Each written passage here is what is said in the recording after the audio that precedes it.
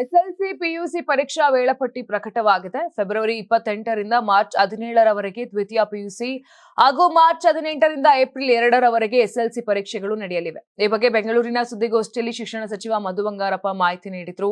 ದ್ವಿತೀಯ ಪಿಯುಸಿ ಪರೀಕ್ಷೆಗಳು ಪ್ರತಿದಿನ ಬೆಳಗ್ಗೆ 10 ಗಂಟೆಯಿಂದ ಮಧ್ಯಾಹ್ನ 1 ಗಂಟೆಯವರೆಗೆ ನಡೆದರೆ ಎಸ್ಎಲ್ಸಿ ಪರೀಕ್ಷೆ ಬೆಳಗ್ಗೆ 10ರಿಂದ ಮಧ್ಯಾಹ್ನ 1 ಗಂಟೆ 15 ನಿಮಿಷದವರೆಗೆ ನಡೆಯಲಿದೆ ಎಂದು ತಿಳಿಸಿದರು. ದ್ವಿತೀಯ ಪಿಯುಸಿ ಪರೀಕ್ಷೆಗೆ ಒಟ್ಟು 7,10,363 ವಿದ್ಯಾರ್ಥಿಗಳು ನೋಂದಾಯಿಸಿಕೊಂಡಿದ್ದು, ಈ ಪೈಕಿ 6,46,801 ಹೊಸಬರು, 50,540 ಪುನರಾವರ್ತಿತ ವಿದ್ಯಾರ್ಥಿಗಳು ಹಾಗೂ 13,022 ಖಾಸಗಿ ಅಭ್ಯರ್ಥಿಗಳು ನೋಂದಣಿ ಮಾಡಿಕೊಂಡಿದ್ದಾರೆ.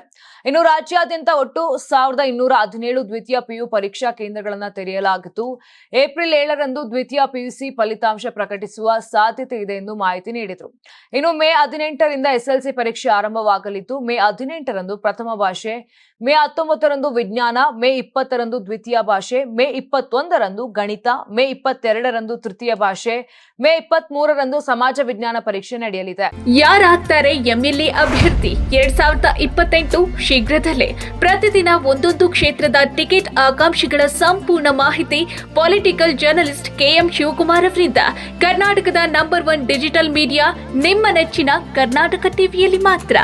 ನೀವು ಸಣ್ಣ ಆಗ್ಬೇಕಲ್ವಾ? ಅದು ಒಂದು ಉತ್ತಮ ಆಹಾರದಿಂದ ಸಣ್ಣ ಆಗ್ಬೇಕಲ್ವಾ? ಪ್ರತಿದಿನ ನಮ್ಮ ಜೀನಿ ಸ್ಲಿಮ್ ನ ಯೂಸ್ ಮಾಡಿ ಯಾವುದೇ ಸೈಡ್ ಎಫೆಕ್ಟ್ ಇಲ್ದಂಗೆ ನೀವು ಸಣ್ಣ ಆಗ್ತೀರಾ.